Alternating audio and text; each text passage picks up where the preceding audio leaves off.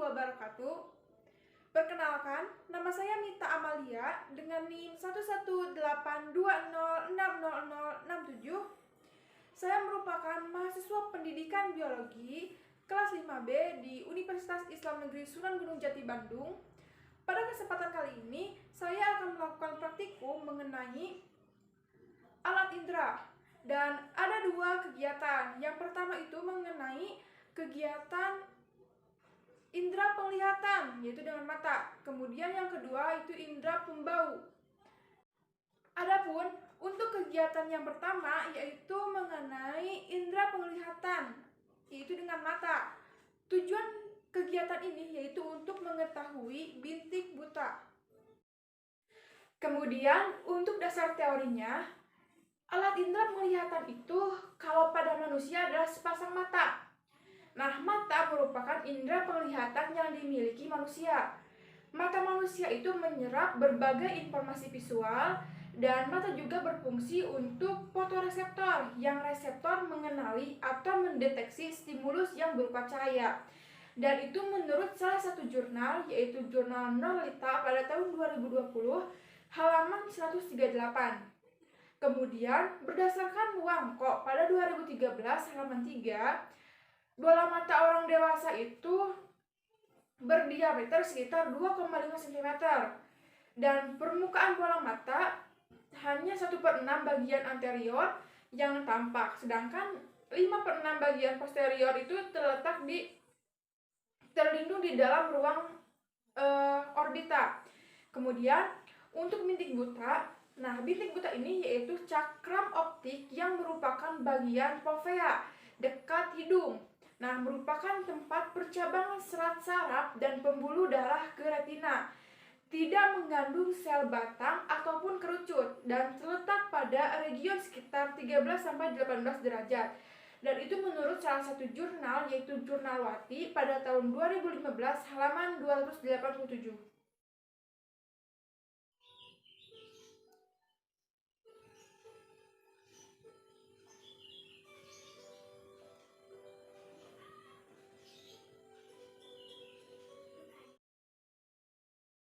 Untuk langkah kerjanya, yang pertama, sediakan kertas HPS dengan ukuran 3x14 cm. Buatlah tanda positif dan tanda titik dengan garis tengah 2 mm pada kertas dengan jarak antara positif dan titik sejauh 10 cm. Gunakan penggaris 50 cm, kertas yang tadi setelah dibuat, dan tabel pengamatan. Kemudian peganglah kertas dengan tangan kiri atau kanan sejauh 50 cm di depan mata, tanda titik dipasang sebelah dalam. Pusatkan pandangan mata kiri pada tanda titik atau plus dan mata kanan ditutup.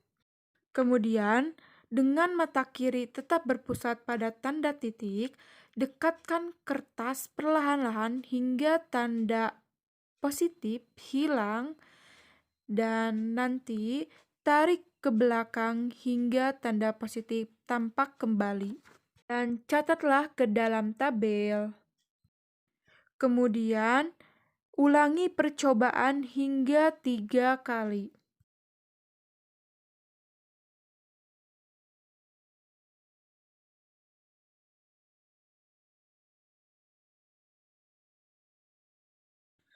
Dan kemudian balikan letak tanda titik dan ulangi prosedur di atas dengan mata kanan juga sebanyak 3 kali.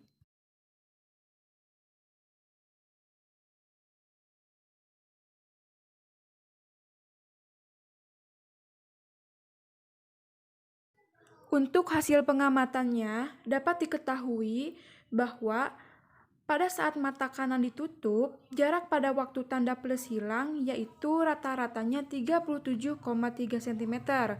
Kemudian, jarak pada waktu tanda plus tampak kembali yaitu 44 cm. Sedangkan pada saat mata kiri ditutup, jarak pada waktu tanda titik hilangnya itu rata-ratanya 33 cm, dan jarak pada waktu tanda titik tampak kembali yaitu rata-ratanya 46 cm. Dan untuk pembahasannya, bila berdasarkan hasil pengamatan yang saya lakukan, pada jarak waktu tanda plus itu hilang yaitu pada rata-rata 35,3 cm setelah 3 kali percobaan, dan tanda titik hilang itu pada rata-rata 33 cm. Nah, hilang itu terjadi karena tanda plus dan titik tersebut dibiaskan cahayanya dari suatu benda yang jatuh di bagian bintik buta pada retina. Hal ini disebabkan karena pada bintik buta ini tidak mempunyai sel reseptor cahaya, dan itu sesuai dengan Wangko pada tahun 2013 bahwa bintik buta adalah suatu daerah di retina mata yang merupakan jalur saraf penglihatan menuju ke otak, dan tepat di jalur keluar tersebut tidak mendapat sel pencahayaan, sehingga bila bayangan benda jatuh tepat di bintik buta, maka otak tidak akan mendapatkan sinyal dari mata karena bayangan itu jatuh tidak pada sel-sel yang ada pencahayaannya. Nah, bintik buta tidak memiliki sel-sel batang dan sel-sel kerucut sehingga tidak peka terhadap cahaya. Kemudian pada jarak waktu tanda plus kembali yaitu pada rata-rata 44 cm, dan pada tanda titik itu kembali pada rata-rata 46 cm. Nah, hal ini terjadi karena pembiasan cahaya dari suatu benda akan membentuk bayangan benda jika cahaya tersebut jatuh di bagian bintik kuning pada retina. Karena cahaya yang jatuh pada bagian bintik kuning ini akan mengenai sel-sel batang dan kerucut yang meneruskan ke saraf optik, dan saraf optik itu meneruskan ke otak sehingga terjadi kesan melihat. Dan berdasarkan Watty pada tahun 2015 halaman 29, nah, sistem lensa mata yang positif itu menyebabkan terkumpulnya sinar hasil pembiasan pada retina. Jadi, posisi bintik kuning retina sendiri terletak pada garis medium dari sistem lensa mata. Bila sinar datang sejajar, maka sumbu utama itu akan dibedakan melalui jari-jari lensa. Sedangkan bila sinar datang melalui pusat kelengkungan, maka akan diteruskan, dan bila sinar datang dari arah selain itu akan dibelokkan sejajar sumbu utama sehingga nantinya itu akan tampak atau akan terlihat. Dan pada praktikum ini itu terdapat perbedaan jarak hilang dan tampaknya tanda plus dan titik pada waktu pengamatan secara keseluruhan. Nah, rata-rata hasil menunjukkan perbedaan jaraknya itu hanya sedikit, dan terletak bintik buta pada mata kanan maupun kiri manusia rata-rata adalah sama dan memiliki perbedaan yang relatif sedikit. Nah, bintik buta ini dapat dipengaruhi karena seseorang itu mengonsumsi rokok misalnya, atau mempunyai mata minus dan lain sebagainya. Seperti yang kita ketahui bahwa kalau rokok itu bila dikonsumsi banyak menyebabkan penyakit berbahaya. Salah satunya ialah bertambahnya jarak bintik buta yang kita punya, seperti itu. Dan untuk pertanyaannya yang pertama, apa yang dapat kamu katakan tentang tanda positif dan hasil pengamatan? Nah, pada jarak tertentu, tanda positif itu hilang atau tidak terlihat karena tanda tersebut itu dibiaskan masuk ke dalam bintik buta, yaitu daerah yang berada pada jarak antara hilangnya tanda tersebut sampai munculnya kembali. Dan hilangnya tanda pada bintik buta tersebut disebabkan karena pada bintik buta tidak memiliki reseptor cahaya. Kemudian tanda tersebut akan muncul kembali karena daerah bintik buta telah habis. Kemudian bila retina itu sudah mampu menangkap cahaya, nah, bayangan itu akan tampak jelas atau akan terlihat kembali. Kemudian pertanyaan nomor 2, pada jarak tertentu tanda plus itu hilang, dan pada jarak tertentu yang lain tampak kembali. Apa sebabnya? Nah, pada jarak tertentu tanda plus hilang itu karena tanda tersebut itu dibiaskan cahayanya dari suatu benda tersebut jatuh di bagian bintik buta pada retina. Nah, hal ini disebabkan karena pada bintik buta tidak mempunyai sel reseptor cahaya. Sebaliknya, pembiasan cahaya dari suatu benda akan tampak membentuk bayangan benda jika cahaya tersebut jatuh di bagian bintik kuning. Nah, itu pada retina ya, karena cahaya yang jatuh pada bagian bintik kuning ini akan mengenai sel-sel batang dan kerucut yang meneruskan ke saraf optik, dan sel saraf optik itu meneruskan ke otak sehingga terjadi kesan melihat. Kemudian pertanyaan nomor 3, adakah hubungan antara peristiwa tersebut dengan peristiwa buta warna? Jelaskan. Nah, kalau menurut saya itu tidak ada hubungannya, karena buta warna itu adalah suatu kelainan yang disebabkan oleh ketidakmampuan sel-sel kerucut mata untuk menangkap spektrum warna tertentu. Selain itu, buta warna juga dapat terjadi karena faktor-faktor genetik misalnya. Dan setiap orang itu belum tentu buta warna, sedangkan untuk titik buta itu setiap orang itu memiliki daerah titik buta masing-masing, di mana pada titik tersebut itu seseorang tidak dapat melihat objek tertentu. Kemudian, untuk pertanyaan nomor 4, orang yang pindah dari tempat yang terang ke tempat yang gelap, tiba-tiba itu penglihatannya itu menjadi berkurang, atau pandangannya itu menjadi gelap. Nah, adakah kesamaan dengan hilangnya tanda positif pada percobaan kali ini? Kemudian jelaskan. Nah, jawabannya itu orang yang berpindah dari tempat yang terang ke dalam ruangan yang gelap secara tiba-tiba, penglihatannya itu menjadi berkurang. Nah, hal ini terjadi karena di dalam mata terdapat sel batang yang mengandung pigmen pekat terhadap cahaya. Nah, yang disebabkan oleh rodopsin kalau nggak salah. Nah, rodopsin ini yaitu suatu senyawa antara vitamin A dan protein terkena sinar matahari terang endopsin terurai dan terbentuk kembali dalam keadaan gelap. Dalam waktu adaptasi tersebut, mata itu kurang dapat melihat, sehingga ketika pindah dari tempat yang terang ke dalam ruangan yang gelap itu penglihatannya menjadi berkurang. Nah, jadi hal tersebut itu tidak ada hubungannya dengan bintik buta, karena pada saat penglihatan berkurang, bayangan benda dibiarkan masuk ke dalam bintik buta. Maksudnya ada hubungannya seperti itu. Kemudian pertanyaan nomor 5, dalam mengerjakan percobaan tadi, apakah mata Anda melakukan akomodasi? Apakah yang dimaksud dengan akomodasi itu? Jawabannya, ya betul, mata saya itu melakukan akomodasi. Sebabnya karena otot silindris berkontraksi sehingga si lensa itu menebal untuk menangkap cahaya, sehingga objek yang dekat itu dapat difokuskan pada retina, dan sehingga akomodasi adalah kecembungan lensa mata yang dapat berubah-ubah atau menebal dan menipis, yang membuat pandangan itu menjadi fokus. Kemudian pertanyaan yang terakhir itu, orang yang lanjut usia umumnya itu memiliki kacamata. Nah, jelaskan peranan kacamata tersebut. Seiring bertambahnya usia, fungsi penglihatan itu kan akan semakin menurun.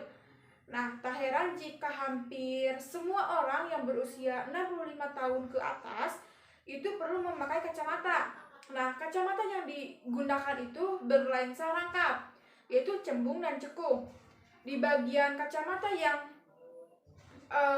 berlensa cekung itu digunakan untuk melihat benda yang jauh, dan bagian lensa yang cembung digunakan untuk melihat benda yang dekat, sehingga bayangan benda itu dapat jatuh tempat di retina. Dan untuk kegiatan yang kedua yaitu indera pembau. Tujuan pada kegiatan kedua ini yaitu untuk mengetahui kepekaan terhadap rasa. Kemudian untuk kegiatan yang kedua atau praktikum yang kedua ini yaitu mengenai indera pembau. Dapat kita ketahui bahwa indera itu ada 5 macam ya, kalau berdasarkan Guituan pada tahun 2017. Yang pertama itu ada indera untuk melihat, yaitu dengan mata. Kemudian mengecap, yaitu dengan lidah. kemudian mendengar dengan telinga, dan alat pembantu untuk merasakan yaitu dengan kulit. Nah, hidung adalah bagian yang paling menonjol di wajah, yang berfungsi menghirup udara pernapasan. Dan hidung juga merupakan alat indera manusia yang menanggapi rangsangan berupa bau atau zat kimia berupa gas.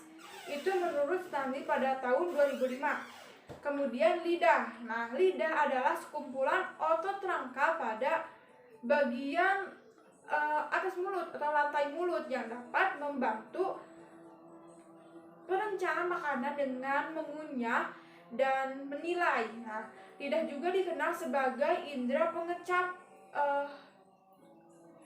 karena kalau lidah ini memiliki beberapa struktur tunas pengecap. Nah, lidah juga turut membantu dalam tindakan bicara dan membolak-balikan makanan.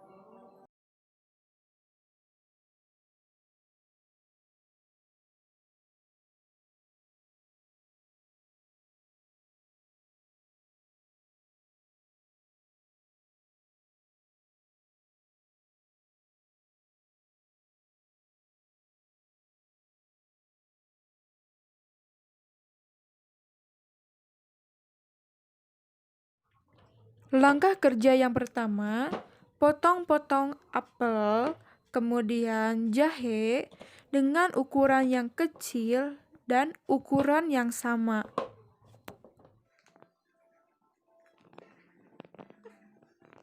Kemudian, tutup hidung dengan kacamata dan tutup mata. Gunakan tusuk gigi untuk memasukkan sepotong apel ke dalam mulut dan kunyah pelan-pelan. Tentukan jenis makanan yang dikunyah. Setelah itu, netralkan dengan air. Dan setelah memakan apel, kita makan jahe. Setelah dimakan, kita netralkan kembali dengan meminum air. Kemudian, buka penjepit hidung, yaitu kacamata, dan lakukan seperti sebelumnya, yaitu makan apel, kemudian netralkan, kemudian jahe, dan netralkan kembali dengan menggunakan atau meminum air. Untuk hasil pembahasan indera pembau ini, pada percobaan yang pertama yaitu mata dan hidung itu ditutup.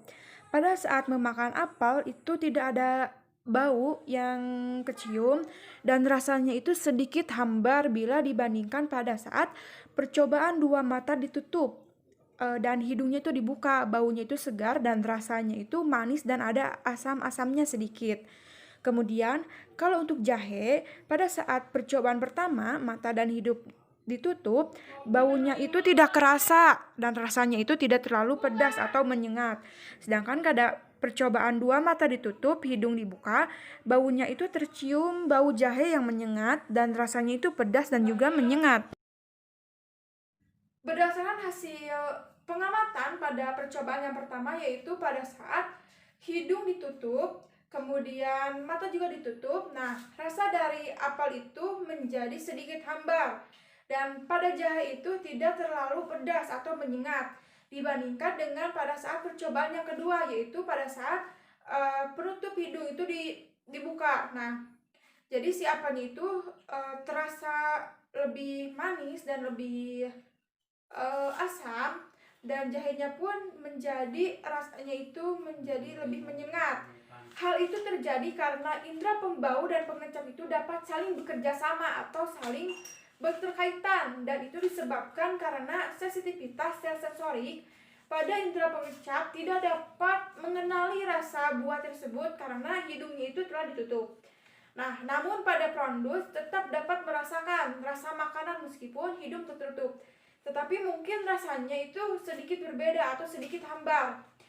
Dan itu sesuai dengan berdasarkan Saifuddin pada tahun 2009 bahwa indera pencium atau pembau itu adalah alat dalam rongga badan yang erat hubungannya dengan indera perasa. Nah, sebagian rasa makanan itu merupakan kombinasi dari indera perasa dan juga pembau.